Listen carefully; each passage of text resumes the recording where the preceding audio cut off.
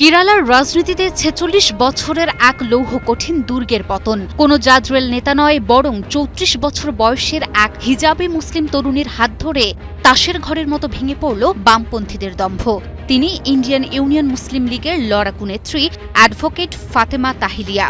কেবল জয় নয়, বামফ্রন্টের heavyweight convener টিপি রামকৃষ্ণনকে ধূলিসাৎ করে কেরালা বিধানসভার ইতিহাসে প্রথম মুসলিম লীগ নারী সদস্য হিসেবে নাম লিখিয়ে দিলেন তিনি। কেরালার কোজিকোড জেলার প্রাম্ব্রা আসন। ১৯৮০ সাল থেকে প্রাম্ব্রা ছিল বামেদের অজেয় দুর্গ। সেখানে লাল পতাকার দাপটে বিরোধীরা দাঁড়াতেও ভয় পেত। কিন্তু সোমবারের নির্বাচনী ফলাফল কেরালার রাজনৈতিক সমীকরণটাই বদলে দিল।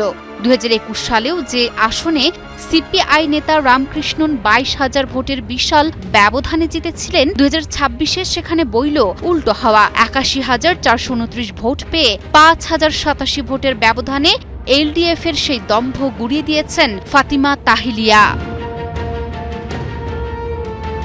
এই আসনে ইন্ডিয়ান ইউনিয়ন মুসলিম লীগ বরাবরই নারী প্রার্থী দেওয়ার ক্ষেত্রে ছিল রক্ষণশীল। ১৯৯৬ এবং ২০২১ এই দীর্ঘ সময়ে মাত্র দুইবার নারী প্রার্থী দিলেও জয়ের মুখ দেখেনি দলটি। কিন্তু ফাতিমা তাহলিয়া সেই পরাজয়ের গ্লানিকে জয়ের ঝাপটা দিয়ে দিলেন। এই জয় কেবল একটি আসনের জয় নয়, এটি আইইউএমএল এর ইতিহাসে প্রথম কোনো নারী বিধায়ক পাওয়ার গৌরব। তবে তাহলিয়ার এই জয়ের পথে কোনো গোলাপ বিছানো ছিল না। নির্বাচনের মাঠে তাকে রুখতে চালানো হয়েছিল সাম্প্রদায়িক অপপ্রচার। এমনকি বিষয়টিকে গড়িয়েছিল নির্বাচন কমিশন পর্যন্ত। তিনি ব্যাপক সাইবার আক্রমণ ও অনলাইন অপব্যবহারের শিকার হন এবং তার সোশ্যাল মিডিয়া যৌনতাপূর্ণ মন্তব্যে ভরে যায়।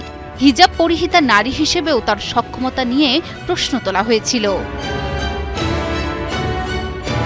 কিন্তু এত কিছুর পরও মাঠ ছাড়েননি এই লড়াকু সৈনিক। ছাত্র সংগঠন এমএসএফ-এর নারী শাখা হারিতার প্রতিষ্ঠাতা সভাপতি হিসেবে যার হাতে করি তিনি দমে যাওয়ার পাত্রী নন। সব বাধা পেরিয়ে তিনি এখন কেরালার এমএলএ। পেশায় আইনজীবী ও হিজাব পরিহিত এই লড়াকু তরুণীর বিজয়কে কেরালার রাজনৈতিক বিশ্লেষকরা বামপন্থীদের জন্য এক বড় ধরনের ধাক্কা হিসেবে দেখছেন।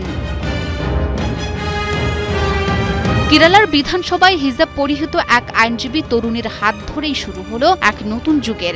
ক্ষমতার এই নতুন সমীকরণ কেরালার রাজনীতিকে কোথায় নিয়ে যায়, এখন সেটাই দেখার বিষয়।